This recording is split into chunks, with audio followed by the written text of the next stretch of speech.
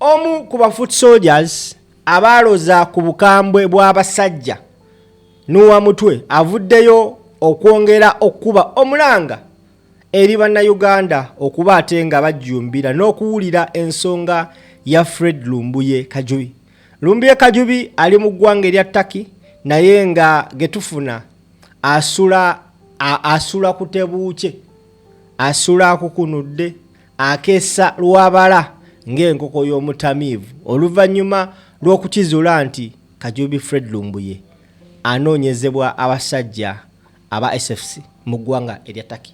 Now, Nuwa Mutwe ate aina byaleese njagala gwe atulaba owulirize ate otambuze video.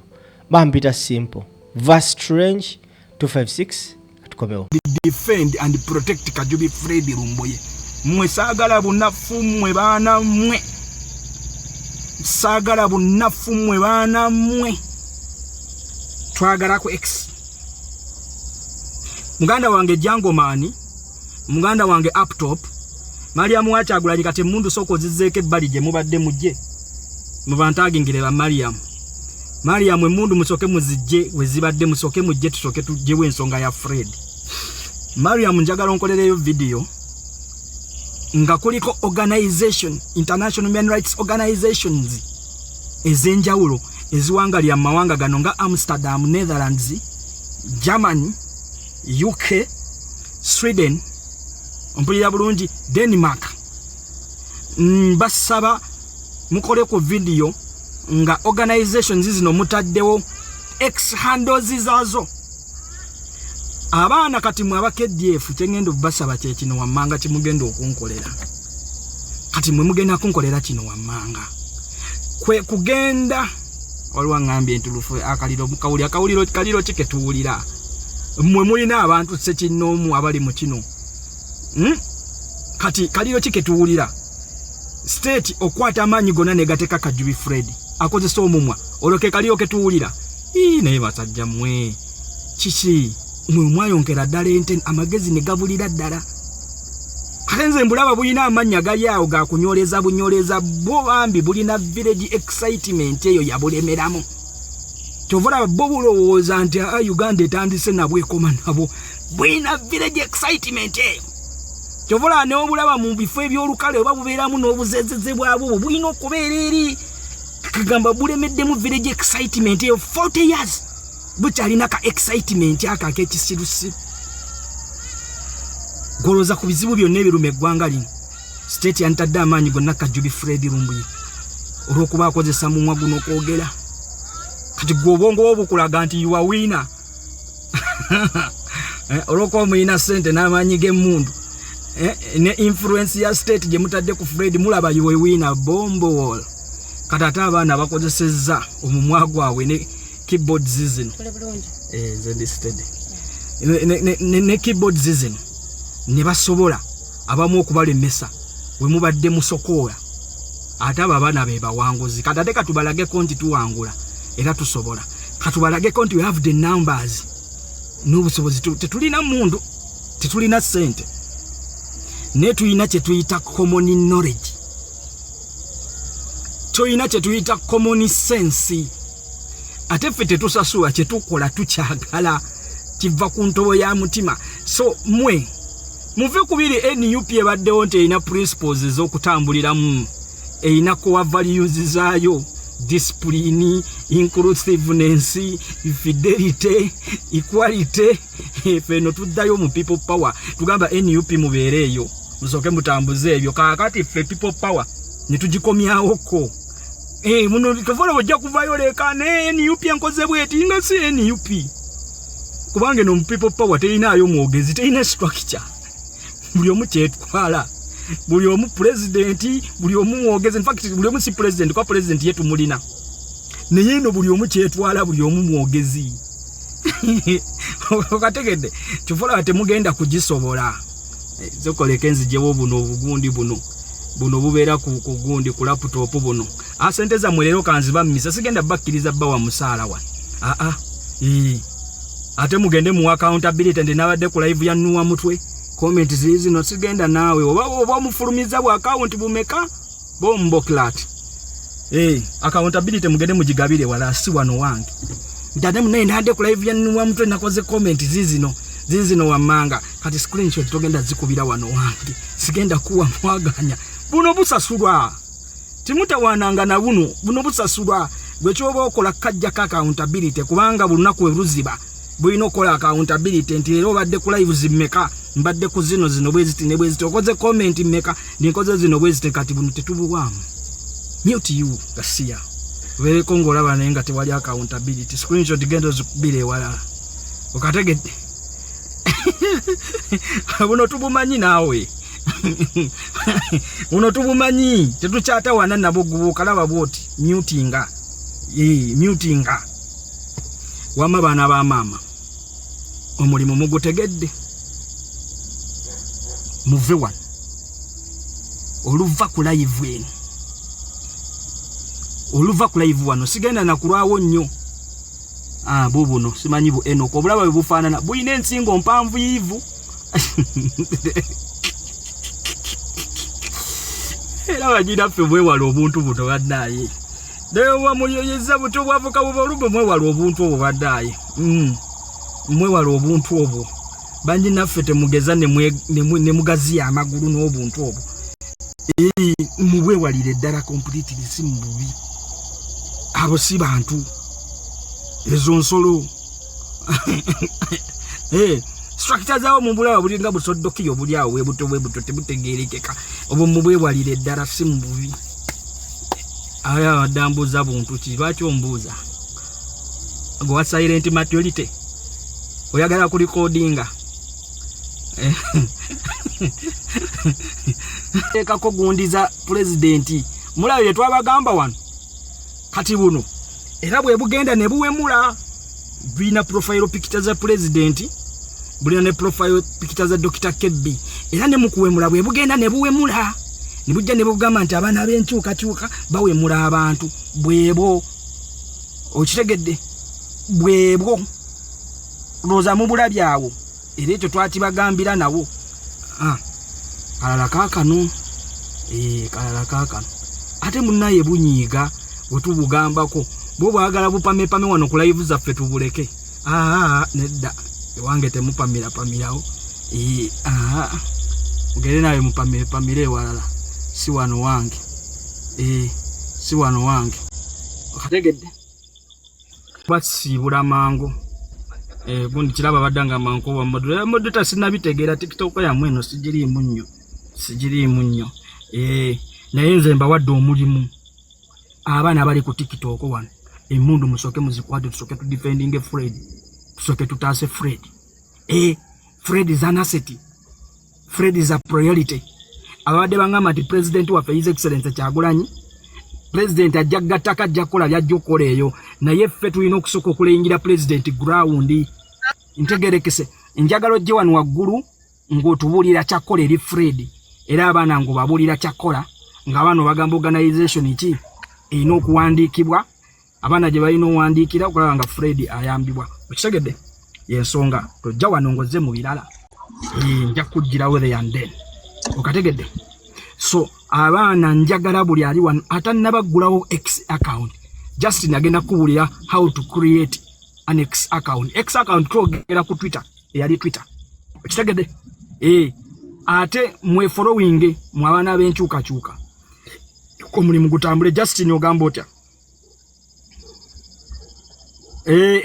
omulimu ngwagala ku X okategedde baganda bange njagala okulaba eyo ku X njagala abaana abali wano ku TikTok mukole video nga mumubirayizinga banna Uganda ekyokola nti babuulidde saagala mwekwase gohaka center awoza tetwagala sente obudde buno kyetwagala lyerinnya lya Fred Lumbuye okubeera mu circulation organization zizo n'ez'enjawulo human rights organizations zizo n'ez'enjawulo twagala mu storming ku accounts zaabwe mubawandiikire ate bwogenda ku Google uliriza kano bwogenda ku Google organizations ezo zibeerako ne emails zaazo okitegedde zibaako ne email kati email eyo ogiwandiika ero atachingako n'ekifaananyi ekyakajubi Fred Lumbuye nti muwandika ne mugamba nti ono Uganda, a Ugandan political activist based in Turkey. Okitegedde nti obulamu bwe buli at stake, receiving threats, yetaaga okulilocatingibwa. Tuli bangi kimwe mukinkolera ntukikolera ennaku 2 ku Exawo. Brother, tugenda kuba tuli walala nnyonnyo tewabo omuntu akola live ng'akusaba Fred, akusaba sente z'akajubi Fred. Musimanyi okola live, simanyi batusonde sente, twagala sente. Essaawa zino kajubi Fred teyeetaaga sente. Essaawa zino kajubi Fred yeetaaga recognition na saturation, erinnya lye libeere mu saturation. Then whoever yenna agenda okuyitinga organizations ezenjawulo ne embassies ezenjawulo zonna zibenga already ziri notified about the situation of Kajubi Fred Lumbuye. Neggwanga lya Turkey lyennyini likitegeere nti gwe lirina alika ababe. Okategedde kale. Bruce ogamba ki? Big Papa. Wagwan muganda wange. They are so. Webale kuweereza. I think it's nzenja kutukira na kumulamwa sagala kulanda ganyo. I think it's about time tuddeyo ku kintu kino nga bwe twakikolanga. Bwe twakikolanga emyaka giri. Linda ko katono. Kakati waliwo adangambe tutandike ne UNHR. Esegera. I think United Nations Human Rights Organization.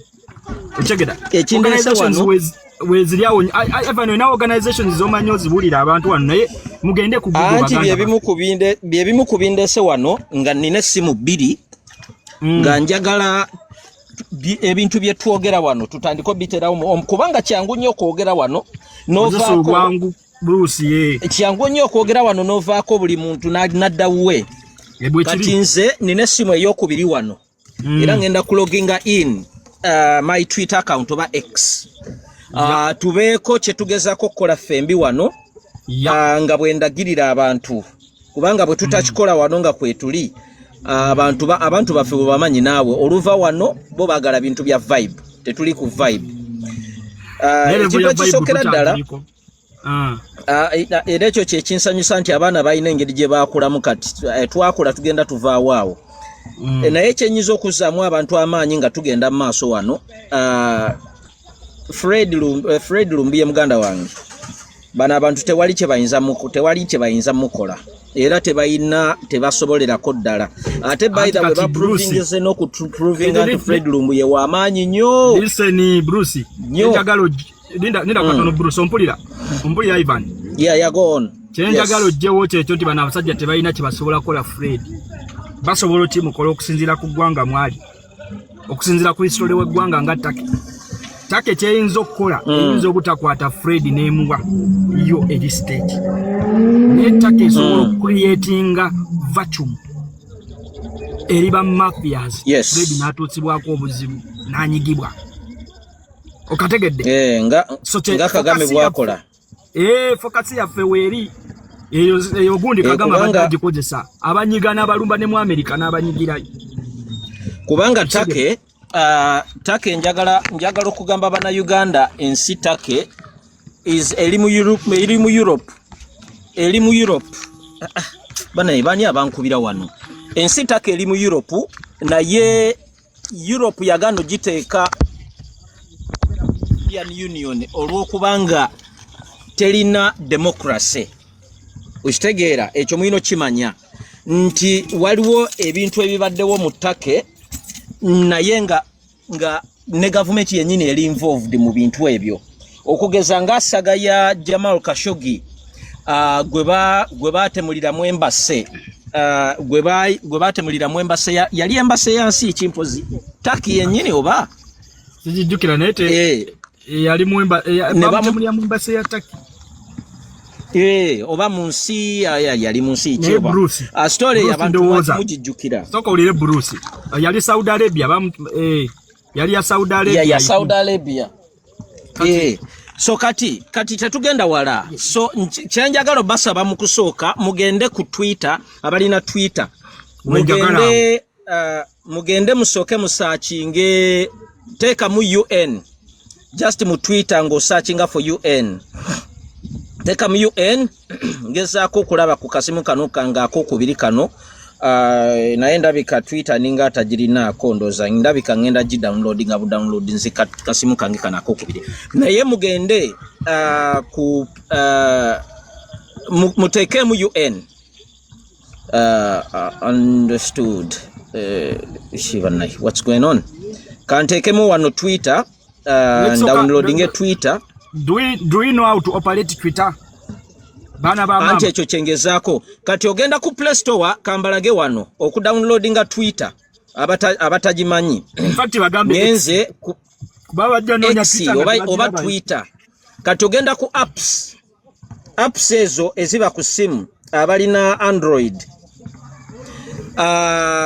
nogenda ku Play Store yeyo kwogenda okudownloadinga apps then mu Play Store nogenda mu search engine Bruce linda ko katono Justin linda ko katono malo tuma baganda baffe ndaye baganda baffe no ku TikTok abatugamba tebamanyi bakozesa X bamba zina mu simu naye zibalimi okozesa ndoza kuna balaga wano yes okay tugenda balaga wano kati ogenda ku Play Store noteka mu just kaleta X kajja kuletera ako ka X kati akagamba kakali mu blue install yo okanyigako bunyizi no installinga X yo kati eyange nyizeeko yiye eri mu kudownloadinga eri mu kuinstallinga it might take a bit of time olindako kisinzira ku capacity simu yo jelina ne data gwolinako yo lwacherwawo geza pezitwala like even a minute tewera muga wajola gatata sikulagayo ewe byadisize kuba wanu waffe nga yewo dola tata va yeyo jogenda okay wali ebinya kati okay. Kati yiyo install emazo ku downloading now it's preparing kati ngenda genda njigulewo then I log in nze already ndi ku Twitter kati Twitter nina katono Bruce nina katoma tulina banyina ffe wano saagala mbaleke bakola omulimu gwa tendo nnyo kati swagala tubaleke mabega Martha abadde agamba already ya installing that Twitter ate ukoze choche no install Twitter not X Twitter taliwo byebimu naye babifula kati just update your Twitter gwe joyinanga Twitter update it egenda kuja informative abagirina nge badde teri active for years nga tebagikozesa genda ko bugenzi oginyigeko ejja kuwa option nti okumutinga kino mute zegenda maso ejja kugamba nti update kati what you have to do is just to update it ukitegeera kakati bwomalawo bwemala oku updatinga bade munsonyi wengenda mpola saagala kupakuka mujagala wana abali wano mundage mumbulire mu commenting enti mumazo ku installinga baji installinze mbagambye ogenda ku Play Store ku simu yo bu app bubwo nolaba ka app aka Play Store akaliko blue akalinga ka triangle ka rectangle no kanyigako ne kakuletera apps ezenjawulo nogenda mu search engine wano waggulu noteka mu X kati olaba emazo ku installinga ngamba open mujiraba X yange mazo ku installinga kati ngenda gi openinga kuba already ndi ku X ngenda kuteka mu butesi details zange then I log in kati yiyo empa options ezokuloginga in eyali X eyali Twitter ye X gwegenda kujomanye eyali Twitter okoneko bwebango bade tojinstallinga nga ejja kugamba update just update it so kakati continue with phone log in with username yes let me log in with my username okay sija kwogera username yange okay continue yes okay yeah kakati kirabika ebimu nabitadde mu mute bivuddeyo gwe linda ko Cynthia kakana gwe kanchirabe wano gwe kindage bulazo ngambe nti kikino kindage bulazo ngambe nti kikino so abaina iPhone mugenda genda kugundi ya iPhone ye bagita bata Play Store ya iPhone. I think see iCloud. See iCloud. See iCloud. iPhone Play Store ya iPhone sigitegera. Nayo ngerina. Okay. App Store. Kakati nze nange kati Amin X bweto bwe kambalage wano account yange. Kati X bweto bweli awo ndi mu profile yange. X bweto bweli kakati botuka ku X bweti simanyi wano munzikiza boza wano munzikiza ya malabungi kiri bweti Ivan nze kyendabye kiri bweti. Okay, abana babundi kati already abalina no kati katugende ku already abalina kuba abalina abalala they will figure it out. Twetaga abalina kati abalina esawa zino mugende ku search engine mutekemu, for example mutekemu UN, just type UN. Kati bajja kuletera ebitongole bya UN byonna, bajja kuletera United Nations, bajja kuletera ebitongole byonna. Bruce okwangwa tukole tuti okwangwa Bruce genda ku Google yao tekamu International Human Rights Organizations. Anti nyingi waliwo Red Cross, waliwo UN, waliwo Red Cross okusinga tetujeetaaga. Kati mulimu organizations ez'amaanyi. Kati waliwo gye bayita Freedom House. Okitegedde? Okay. Kandabe. Waliwo ez'amaanyi ezimanyikiddwa ennyo ennene ezimalayo. Human Rights Organizations, International Human Rights Organizations. International Human omwana wuna mwagitadde Amnesty International. Rights. Of course. Right. Nabasobola wandike Amnesty International. Organizations. Okay. All right. Era Amnesty International yesookawo. Then waliwo Human Rights Carriers.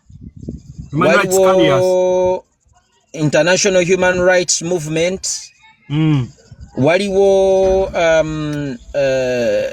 neye yali ewereza sente z'abasiyazi Uganda, yali ewereza Museveni sente z'abasiyazi. Was it UNAID? Eyo nayo soko someze ziri awo ze bakwadde. USAID, sorry, yeah. Waliwo Human Rights Watch. Defending human rights worldwide. Waliwo Human Rights Defenders. Waliwo International Service for Human Rights. Waliwo University of no, not that one. Waliwo UN Human Rights Office. Waliwo External Institution Addressing Human Rights, UMLSA. Waliwo Amnesty International. Katika tusoke ku Amnesty International, mugende ku Twitter mwenna tekamu Amnesty International mu search engine. Amnesty ochispelinga